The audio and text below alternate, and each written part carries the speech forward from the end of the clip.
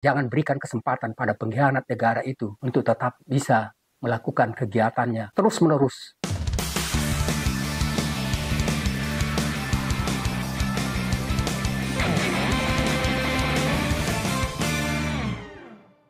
Assalamualaikum warahmatullahi wabarakatuh. Selamat malam dan selamat bertemu dan senang kembali kita berdiskusi atau melakukan diskusi tentang tema yang minggu-minggu lalu sudah kita kemukakan, terutama sekali misalnya tentang permasalahan krisis ekonomi.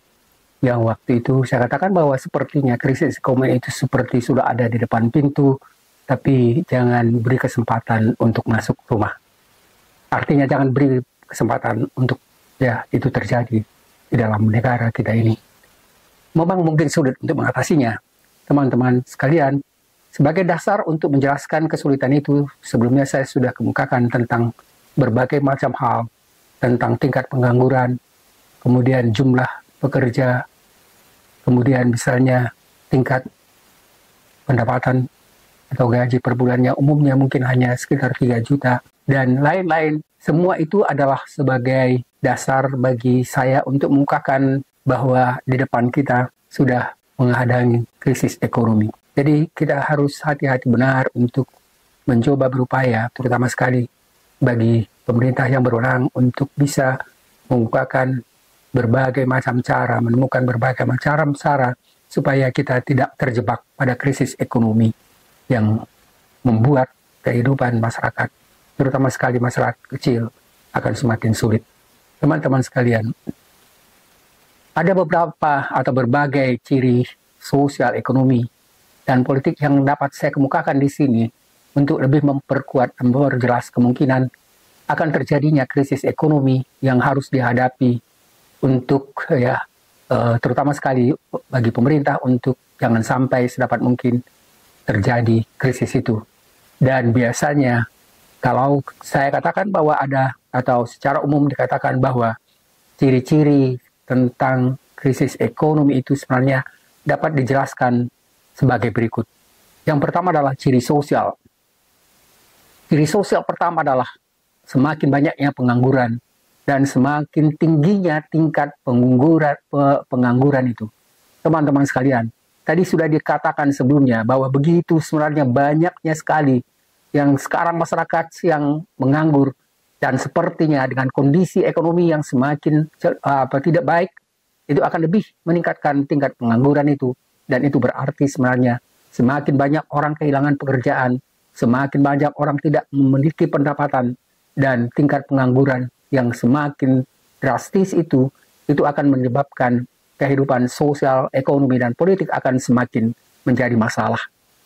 Yang kedua adalah kemiskinan yang semakin meningkat. Itu adalah konsekuensi yang satu sama lain itu sebenarnya akan pasti saling berkaitan. Jadi kalau kita katakan tadi misalnya pengangguran semakin tinggi, maka kemiskinan pasti akan semakin meningkat, dan peningkatan ini akan menyebabkan peningkatan jumlah orang yang hidup di bawah garis kemiskinan. Teman-teman sekalian, kalau misalnya sebelum muncul pun beberapa tahun terakhir ini sebenarnya bukan kehidupan masyarakat itu akan semakin tinggi, tetapi dia sebenarnya akan semakin menurun kehidupannya dan makin mendekati garis kemiskinan atau malah di bawah garis kemiskinan. Dan ini sebenarnya apa yang saya sebut tadi sebagai ciri kedua dari ciri sosial, di mana kemiskinan itu akan menjadi krisis kalau misalnya semakin lengkap ciri-ciri sosial, ekonomi, dan politik yang menimbulkannya. Yang berikutnya adalah, yang ketiga adalah kerusuhan sosial. Teman-teman sekalian, pasti sekali kalau misalnya banyak masyarakat yang tidak bisa memenuhi kebutuhan sehari-harinya, pasti sekali akan terjadi apa yang disebut dengan kerusuhan sosial. Kerusuhan sosial bisa menjadi masalah lagi karena ketidaktepatan untuk rencana bagaimana mengatasi itu. Teman-teman sekalian, sebelumnya kan selalu dikatakan oleh misalnya tim kampanye dari tim Prabowo dan Gibran bahwa akan memberikan misalnya makanan sekian puluh juta masyarakat, anak-anak yang lagi pas sekolah, dan sekarang sudah dikatakan mungkin akan jauh sekali dari apa yang dibukakan rencana semula untuk memberikan makanan siang itu untuk puluhan juta, mungkin sekarang hanya sebagian kecil, atau mungkin katakan misalnya 1/4 dari rencana semula, dan itu pasti akan menimbulkan masalah. Karena kalau misalnya dalam lingkungan yang sama, keadaan kondisi yang sama masyarakat itu, tapi ada yang kebagian, katakanlah kartu, ya, untuk bisa memperoleh makan siang setiap hari, dan sebagian tidak, itu akan membuat permasalahan yang lebih rumit, dan kemungkinan kerusuhan sosial akan semakin besar terjadi. Jadi ketidakpuasan masyarakat yang semakin meningkat dapat menyebabkan demonstrasi yang sekarang memang sudah sering sekali terjadi, dan kemudian protes dan kerusuhan. Teman-teman sekalian, perlu sekali sebenarnya bagi pemerintah sekarang, atau apalagi misalnya yang akan diresmikan tidak lama lagi, terutama sebenarnya bagi Prabowo, harus benar-benar mengalami dan berusaha misalnya bagaimana mengatasi masalah-masalah berat ini. Dan ini bukan masalah yang ringan. Dan saya harapkan sebenarnya, terutama sekali bagi Prabowo, untuk bisa mengambil kementerian itu, orang-orang yang duduk di menteri adalah orang-orang yang benar-benar mampu sesuai dengan kemampuannya atau profesinya. Salah satu kuliah saya sudah kemukakan, ada baiknya, mungkin nggak misalnya Prabowo ini membuat atau menciptakan satu kabinet yang terdiri dari para ahli, Zakon kabinet. Itu adalah salah satu cara yang paling tepat untuk mengatasi kemungkinan kerusuhan sosial itu. Teman-teman sekalian, kita tidak bisa mengharapkan apa-apa misalnya dari pemikiran wakil presiden. Lalu tidak juga mungkin bisa mengharapkan pemerintahan yang bersih. Kalau dari sekarang pun misalnya yang diangkat di situ sudah terindikasi misalnya tidak jujur. Terindikasi bahwa misalnya dia juga terlibat selama ini di dalam apa yang kita sebut misalnya korupsi itu, dan korupsi itu sebenarnya salah satu penyebab besar yang memungkinkan akan terjadinya apa yang kita sebut tadi dengan krisis ekonomi. Teman-teman sekalian, jadi kalau misalnya sudah kita katakan ada 3 hal penting yang memukakan atau yang memungkinkan terjadinya kemiskinan dan kerusuhan itu, yang keempat adalah penurunan kualitas hidup.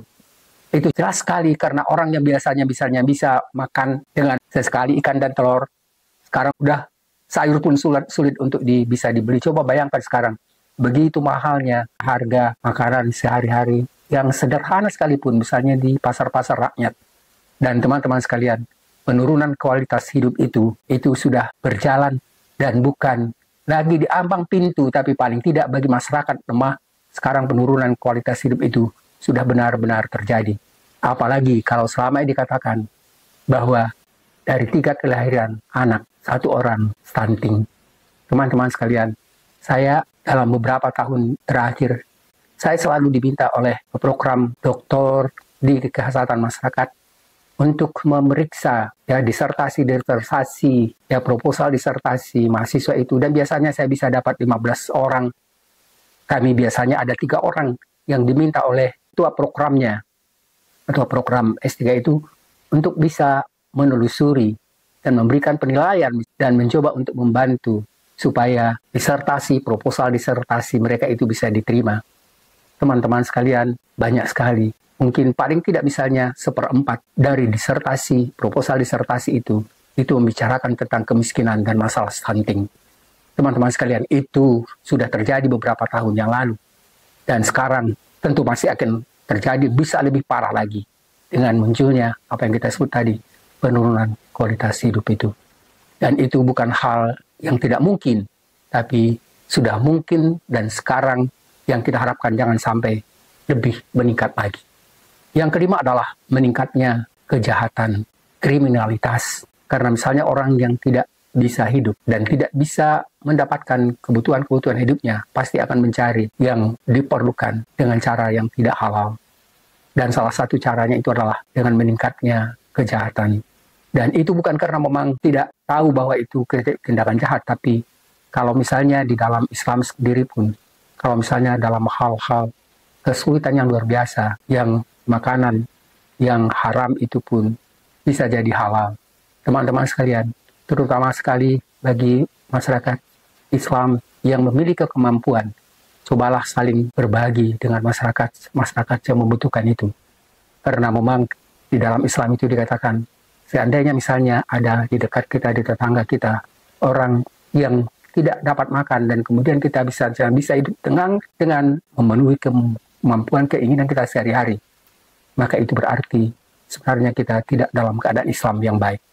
Teman-teman sekalian, itu sebenarnya salah satu yang paling dikesalkan. Ada koruptor-koruptor yang bisa hidup dengan senang dan menunjukkan misalnya bagaimana kemewahan mereka di tengah-tengah kehidupan masyarakat yang miskin.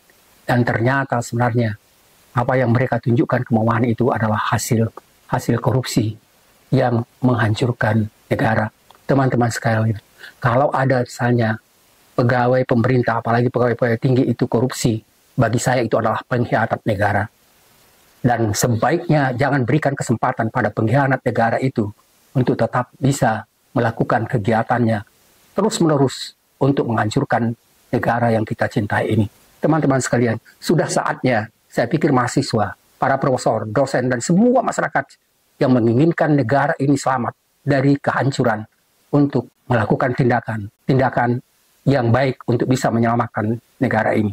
Dan saya pikir paling tidak, kalaupun misalnya saya secara sebenarnya tidak bisa menerima selama ini, kalau dikatakan misalnya ada jabat menang karena misalnya ada tindakan yang tidak jujur, tapi kalau kondisinya memang mengharuskan, mungkin tidak ada jalan lain selain misalnya kita mengharapkan supaya Prabowo bisa mencoba mengatasi masalah-masalah yang semakin berat ini dan bisa membantu masyarakat untuk keluar dari kondisi yang memprihatinkan.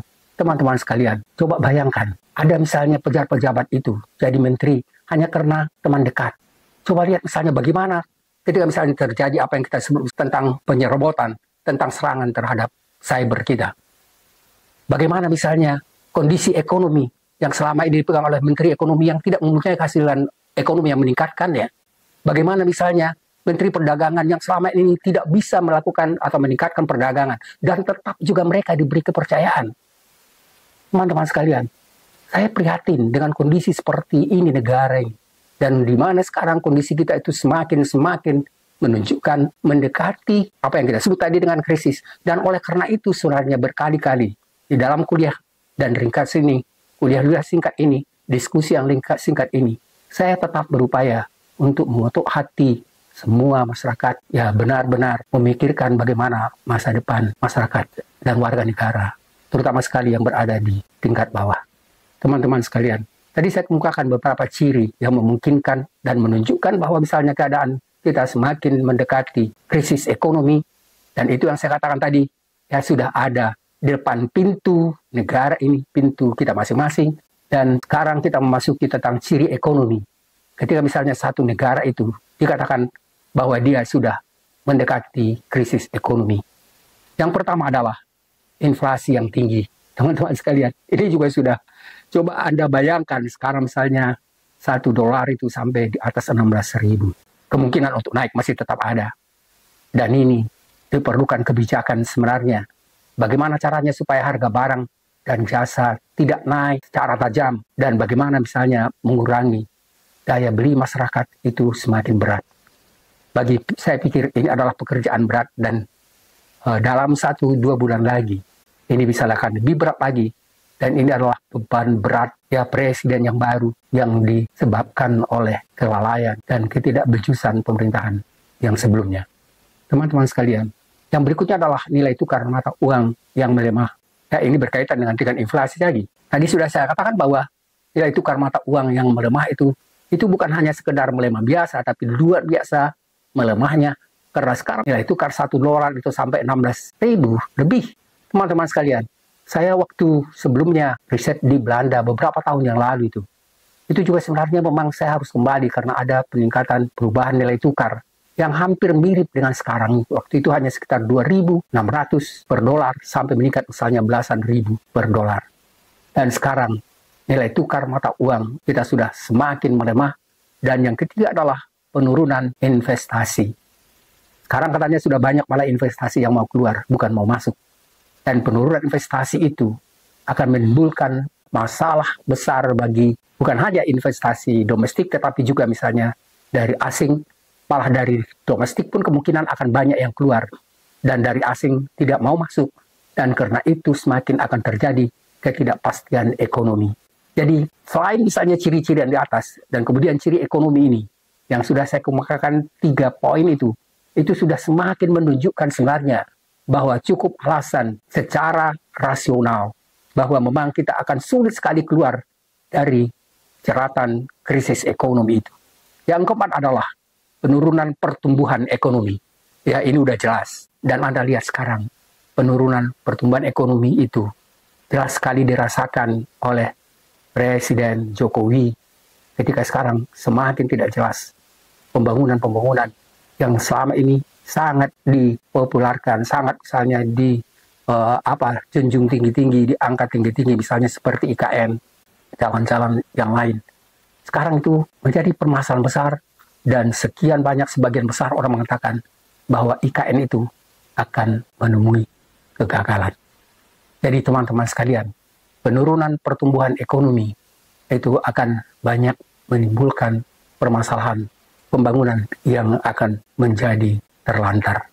Teman-teman sekalian, yang kelima adalah defisit anggaran.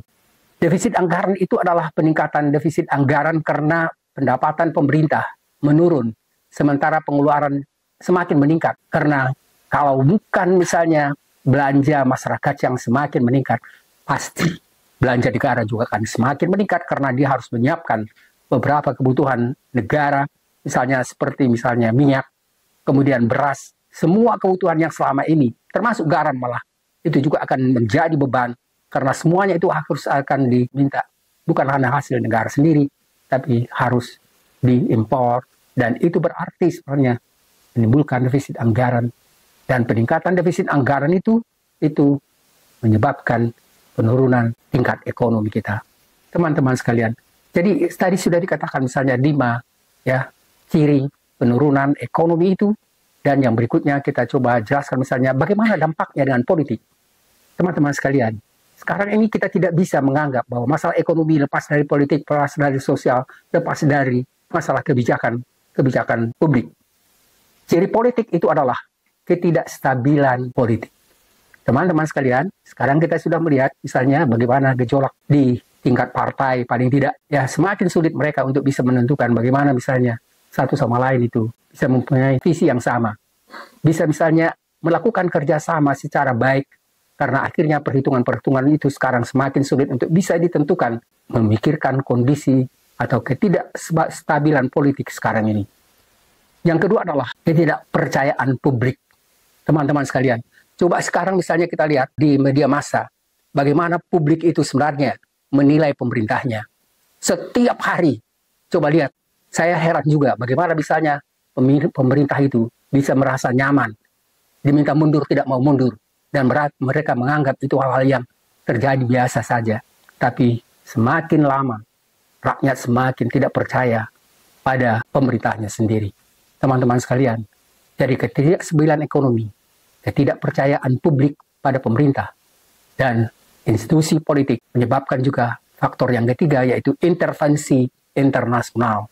Teman-teman, ini mungkin belum kelihatan jelas, tapi biasanya selalu ada pengaruh sebenarnya. Mungkin saja apa yang kita katakan sekarang terjadi, misalnya krisis ekonomi itu juga tidak bisa lepas dari pengaruh dari luar. Walaupun bukan dalam pengaruh yang disengaja, tapi ketika misalnya Amerika meningkatkan suku bunga, atau Amerika misalnya meningkatkan hal-hal yang lain, misalnya seperti dikatakan nilai tukar.